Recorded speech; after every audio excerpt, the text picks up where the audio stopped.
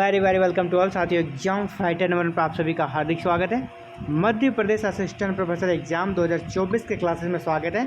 आप सभी के लिए ये प्रैक्टिस सेट रेडी है और प्रैक्टिस सेट में हम लोग देख रहे हैं ज्योग्राफी, है ना। मध्य प्रदेश का ज्योग्राफी को देखेंगे और मध्य प्रदेश के ज्योग्राफी से रिलेटेड एक प्रैक्टिस सेट को सॉल्व करेंगे और आप खुद को जज करें कि आपका कितना मार्क्स आ रहा है। तो मध्य प्रदेश का ज्योग्राफी को हम लोग कवर करेंगे एक प्रैक्टिस सेट के माध्यम से। और ये प्रैक्टिस सेट ऐसे होते हैं जहाँ से आपको सीधे प्रश्न मिल सकते हैं एग्जाम में। जैसा कि फर्स्ट फेज का जो एग्ज़ाम है तो वहाँ पे लगभग 12 से 13 प्रश्न सिर्फ और सिर्फ प्रैक्टिस सेट से मिला था। इस बार हमारा टारगेट है 20+ प्रश्न आपके प्रैक्टिस सेट से डायरेक्ट मिले, क्योंकि प्रश्न इस बार आ गया है। फर्स्ट टाइम एमपी जीके को इंट्रोड्यूस किया गया है, तो किस प्रकार का प्रश्न पूछा जाएगा ये भी आइडिया चल चुका है हम लोगों को।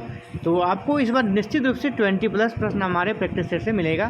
तो आप इस प्रैक्टिस सेट को बड़े ही ध्यान से बनाएं और ट्राई करें ईमानदारी से सॉल्व करने का। नहीं होता है तो जो मैं बता रहा हूँ उसे फिर एक्सप्लेन कर रहा हूँ, तो आप उसे अच्छे से कवर कर लें ताकि एग्जाम्स में आपको दिक्कत नहीं हो। तो चलिए, आपका एग्ज़ाम्स कब है? 4 अगस्त 2024 को। उसके लिए प्रैक्टिस सेट रेडी है। तो आज के प्रैक्टिस सेट का पहला प्रश्न आपके सामने ये है। मेकाल पहाड़ियाँ विभिन्न नदियों का स्रोत है और इसलिए इसको डैश कहा जाता है। यानी मेकाल पहाड़ियाँ जो मध्य प्रदेश का है, वहाँ बहुत सारी नदियाँ वहीं से निकलती हैं, यानी नदियों का स्रोत है। इसीलिए इसे क्या कहा जाता है ना? इसे क्या कहते हैं हम लोग? नदी घाटी, ग्लेशियर, वाटर सेट या जल स्रोत। इसको कहा जाता है वाटर सेट। वाटर सेट इसको कहा जाता है क्योंकि यहाँ बहुत सारी नदियाँ यहाँ से निकलती है, बहुत सारी नदियों का उद्गम स्थल है। अगला है बरोदिया। बरोदिया नदी में एक सिंचाई नहर है। बरोदिया जो है डैश नदी में एक सिंचाई नहर है। बरोदिया एक सिंचाई नहर है। बरोदिया की एक सिंचाई नहर है। तो किस नदी पर यह सिंचाई नहर बना है बरोदिया? तो चलिए, महानदी, नर्मदा, चंबल या तवा। बरोदिया जो है ना, चंबल नदी का, आपका सी नंबर क्या हो जाएगा? चंबल। चंबल नदी का सिंचाई नहर है। चंबल नदी का सी नंबर आपका राइट आंसर बनेगा। नेक्स्ट, बेनीगंज जिले में एक सिंचाई नहर है। बेनीगंज एक सिंचाई नहर है। तो किस जिले में? यहाँ नदी नहीं पूछ रहा, यहाँ पूछ रहा जिला। बेनीगंज किस जिले का एक सिंचाई नहर है? छतरपुर, रीवा, बैतूल या देवास। तो आपका राइट आंसर क्या हो जाएगा? छतरपुर, रीवा, बैतूल या देवास। तो आपका राइट आंसर हो जाएगा छतरपुर। छतरपुर जिला का एक सिंचाई नहर है आपका बेनीगंज। नेक्स्ट जो क्वेश्चन है, चंबल नदी का प्राचीन नाम क्या? बहुत इंपॉर्टेंट प्रश्न है। चंबल नदी का प्राचीन नाम क्या है? साबरमती, चरमावती, जमदग्नि या चित्रकूट। तो चंबल नदी का जो प्राचीन नाम है वो आपका चंबल चौ से है, तो यहाँ इसका आंसर हो जाएगा चरमावती। याद रखिएगा ट्रिक के रूप में, चंबल चौ से शुरू होता है तो उसका प्राचीन नाम क्या था? चरमावती। मिलता जुलता नाम है। बी नंबर आंसर हो गया। इंदौर से निकलने वाली नदी कौन सी है? इंदौर से कौन सी नदी निकलती है? निम्नलिखित में से कौन सी नदी इंदौर से निकलती है? सोन, क्षिप्रा या कालसिद्धि या बेतवा। तो इसमें से क्षिप्रा नदी जो है ना, वो आपका कहाँ से निकलती है? इंदौर से। बी नंबर आपका राइट आंसर होगा। नेक्स्ट, किस नदी को स्वर्ण कहा जाता है? किस नदी को स्वर्ण कहा जाता है? नर्मदा नदी, चंबल नदी, सोन नदी या ताप्ती नदी को? नाम से स्पष्ट है, सोन नदी जो है ना, इसी को स्वर्ण कहा जाता है। सी नंबर आपका राइट आंसर होगा। नेक्स्ट, जब हार्ड और सॉफ्ट चट्टानें वैकल्पिक व्यवस्थित होती है, जब हार्ड और सॉफ्ट चट्टानें वैकल्पिक व्यवस्थित हो, तब नर्मदा और ताप्ती जैसी नदियाँ इन चट्टानों के माध्यम से प्रवाहित होती हैं। इन चट्टानों के माध्यम से वो क्या होती हैं? प्रवाहित होती हैं और सॉफ्ट चट्टानों को नष्ट करने की कोशिश करती है। इस सुविधा को क्या कहते हैं? इस सुविधा को क्या कहा जाता है? चलिए आगे बढ़ते हैं, ऑप्शन देख लेते हैं। ब्लॉक पर्वत, दरार घाटियाँ, झरने या उतार। तो उसको क्या कहते हैं? रिफ्ट वैली कहते हैं। रिफ्ट वैली यानी क्या हो गया? दरार घाटियाँ। दरार घाटियाँ जब सॉफ्ट चट्टानों को जो काटती है ना, उसे ही रिफ्ट वैली या दरार घाटियाँ कहती हैं, क्योंकि वहाँ दरारें पड़ जाती हैं। तो बी नंबर आपका राइट आंसर बनेगा। अगला, तमसा नदी को टोंस भी कहा जाता है। यह नदी कहाँ स्थित है? यह नदी कहाँ से निकलती है ना? तमसा नदी का उद्गम स्थल कहाँ है? आपसे प्रश्न पूछा जा रहा है, तमसा नदी का उद्गम स्थल कहाँ है, कौन सा जिला है? तो सतना जिला, मटकाई हिल्स, होशंगाबाद या शाहपुर। तो आपका जो तमसा नदी है इसका उद्गम होता है सतना जिले, सतना जिले से इसका उद्गम होता है। ए नंबर आपका राइट आंसर बन जाएगा। तमसा नदी को सतना जिले में टोंस नदी के नाम से भी जाना जाता है। टोंस नदी मध्य प्रदेश के सतना जिले की जो मेहर है ना, वहाँ से निकलकर यह प्रयागराज तरफ भी बढ़ती है और सिरसा नामक स्थान पर गंगा नदी में मिल जाती है। यह सतना नदी बाद में गंगा नदी में मिल जाती है और प्रयागराज होते हुए भी ये नदी बहती है। तो तमसा नदी का दूसरा नाम पहला हो गया टोंस नदी। ये भी पूछा सकता तमसा नदी का दूसरा नाम क्या है? टोंस नदी। या टोंस नदी किसका नाम है? तमसा नदी का। ये आपका सतना जिले में बहती है और प्रयागराज के सिरसा नामक स्थान पर गंगा नदी मिलती है। ये गंगा नदी में भी मिल जाती है प्रयागराज के सिरसा नामक स्थान पर। नेक्स्ट, मध्य प्रदेश के खंडवा जिले में वह कौन सा बांध है जिसमें भारत का सबसे बड़ा संभरण है? मध्य प्रदेश का खंडवा जिला में वह कौन सा बांध है जिसमें भारत का सबसे बड़ा संभरण है? वो बांध कौन सा है? चलिए ऑप्शन देखिए, इंदिरा सागर बांध, महेश्वर बांध, मान बांध या तवा बांध। तो मध्य प्रदेश के खंडवा जिले में आपका इंदिरा सागर बांध स्थित है, जो कि सबसे बड़ा व जल संभरण है, इंदिरा सागर बांध। तो ए नंबर आपका आंसर बन हो जाएगा, ए नंबर इंदिरा सागर बांध। वैन गंगा नहर कहाँ स्थित है? वैन गंगा नहर कहाँ स्थित है, किस जिले में स्थित है, ये पूछा जा रहा है आपसे। तो बालाघाट, रायसेन, विदिशा या बारना। तो वैन गंगा नहर बालाघाट जिले में है और वैन गंगा नहर द्वारा सिवनी, बालाघाट, भंडार में भूमि की सिंचाई की जाती है। वैन गंगा को संजय सरोवर परियोजना, जो वैन गंगा में ही संजय सरोवर परियोजना भी स्थित है और यह बांध एशिया का सबसे बड़ा तथा विश्व का दूसरा सबसे बड़ा मिट्टी का बांध है। ठीक है, यह बांध जो है आपका संजय सरोवर वह एशिया का सबसे बड़ा दूसरा मिट्टी का बांध है ये। और ये नहर जो है आपका बालाघाट जिले में स्थित हो जाएगा। तो ऑप्शन आपका क्या हो गया? ए नंबर। नेक्स्ट, वह बांध जो तांदुला नदी पर स्थित है, कौन सा बांध है जो तांदुला नदी पर स्थित है? वह बांध जो तांदुला नदी पर आपका स्थित है कौन सा हो जाएगा? तांदुला और जामनी, तांदुला और सूखा, तांदुला और मुरैना, तांदुला और होलाली। तो आपका तांदुला नदी पर जो स्थित बांध है वह आपका हो जाएगा तांदुला और सूखा। तो बी नंबर आपका आंसर बनेगा। बांध जो तांदुला नदी पर, उसमें तांदुला और सूखा दोनों बांध शामिल है। तांदुला बांध छत्तीसगढ़ राज्य में तांदुला नदी पर स्थित है और कह सकते हैं कि यह बांध दुर्ग और भिलाई नगर निगम क्षेत्र को पेयजल प्रदान करता है। यानी छत्तीसगढ़ में यह बांध ज़्यादा इनका फैलाव है। तांदुला नदी पर स्थित है, तांदुला और सूखा बांध।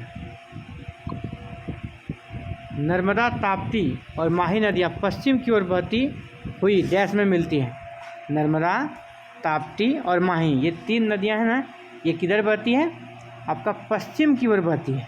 सभी नदियाँ, अधिकतर नदियाँ क्या होता है? पूरब की ओर बहती है, लेकिन नर्मदा, ताप्ती और माही जो नदी है वह पश्चिम की ओर बहती है। पश्चिम से बहती हुई यह जाकर कहाँ मिलती है? तो पश्चिम में हमारा क्या है? बड़ा ही सामान्य सा प्रश्न है आपका। अरब सागर, हिंद महासागर, बंगाल की खाड़ी, या इसमें से कोई नहीं। बंगाल की खाड़ी किधर है? पूरब में है। हिंद महासागर तो पूरा हो गया, तो उसको हम लोग ऑप्शन में नहीं रख सकते हैं। आपका अरब सागर हो जाएगा, पश्चिम में बहती है तो अरब सागर में गिरती है तीनों नदियाँ।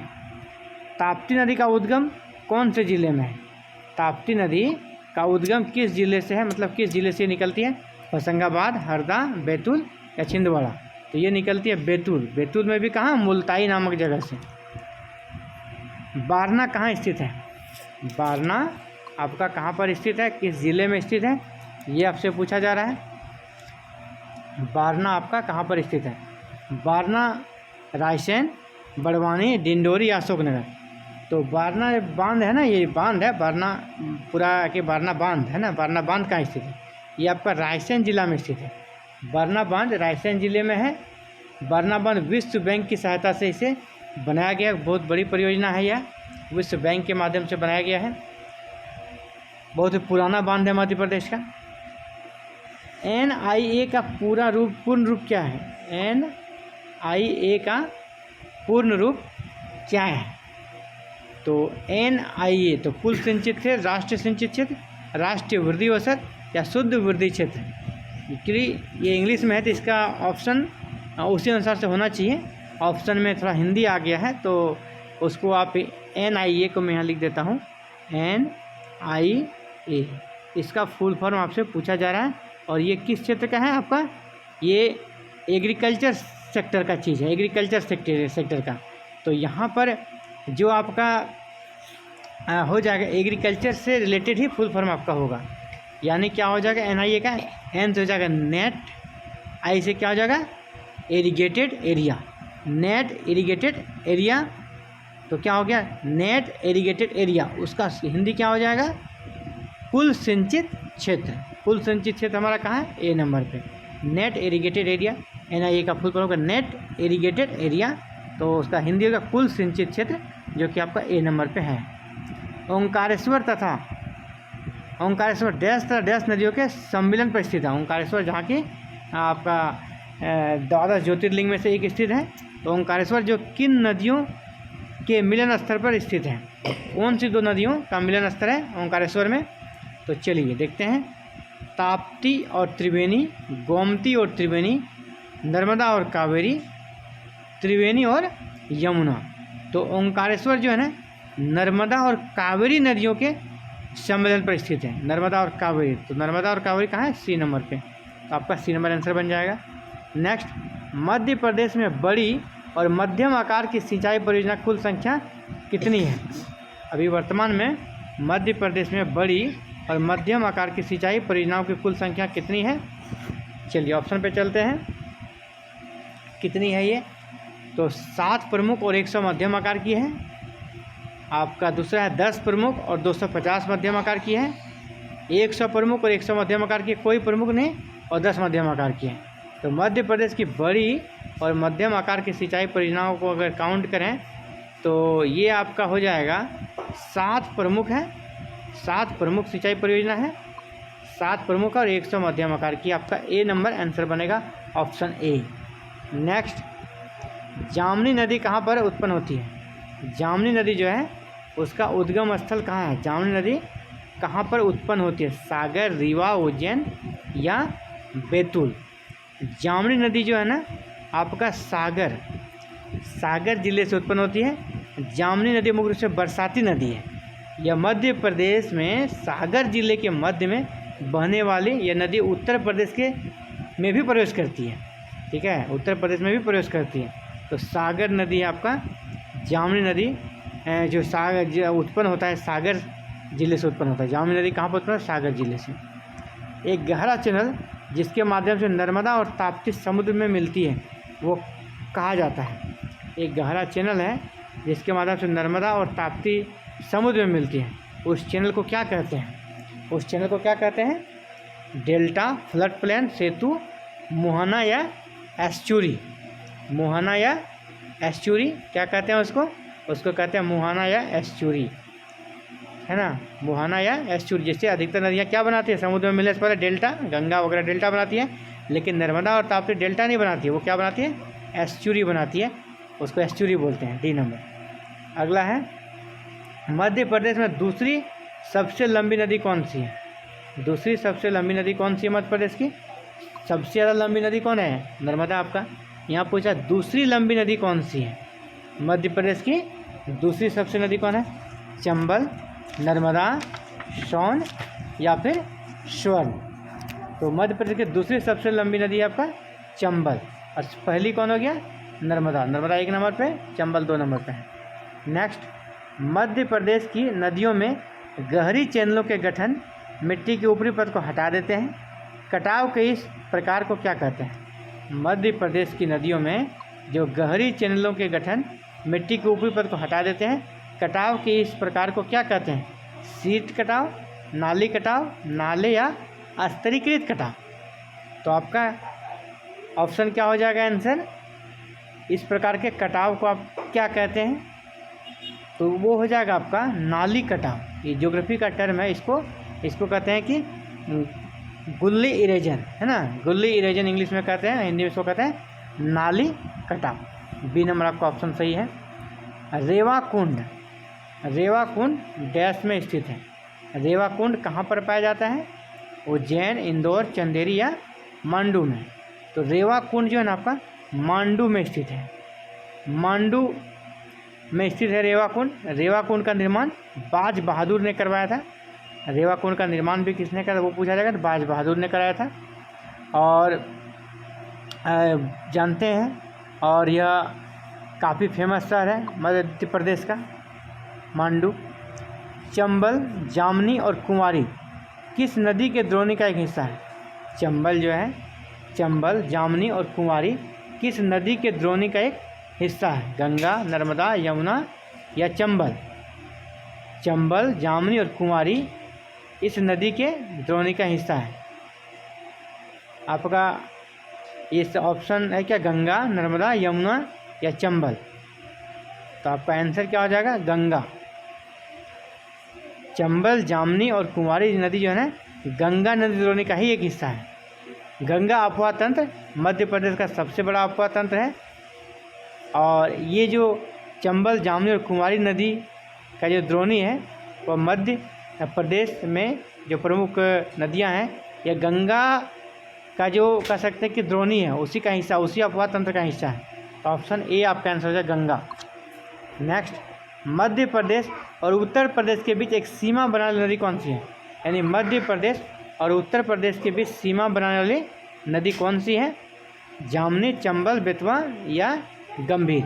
तो मध्य प्रदेश और उत्तर प्रदेश की सीमा बनाने वाली नदी आपका क्या है? जामनी। जामनी। इसी पर आप पूछाइए मध्य प्रदेश और राजस्थान के बीच सीमा बनाने वाली नदी कौन है? तो वहाँ आपका चंबल हो जाएगा।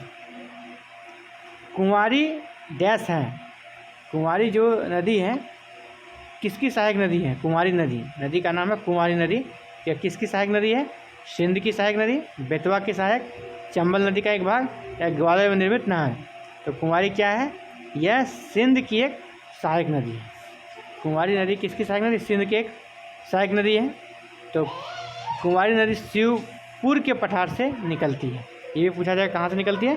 शिवपुर के पठार से निकलती है।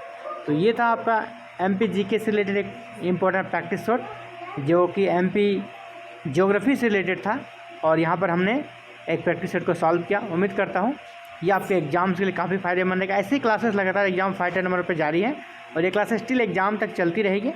तो आप बस चैनल के साथ बने रहें, हमारे साथ जुड़े रहें और सारे क्लासेस का लाभ लें, सारे प्रैक्टिस सेट को सॉल्व करें। आपको एग्जाम में बहुत ही ज़्यादा फायदा मिलने वाला है। तो ये था साथियों आज का important class. Thank you very much for watching this video and connecting to exam fighter number. आप भी चाहते हैं कि आपकी हर एजुकेशन से जुड़ी हर रिक्वायरमेंट पूरी हो तो हमारे साथ जुड़ें, और हमारे साथ जुड़ने के लिए छोटा सा काम करें, चैनल को सब्सक्राइब करें, बेल आइकन को प्रेस करके ऑल बटन को क्लिक कर लें। Thank you very much.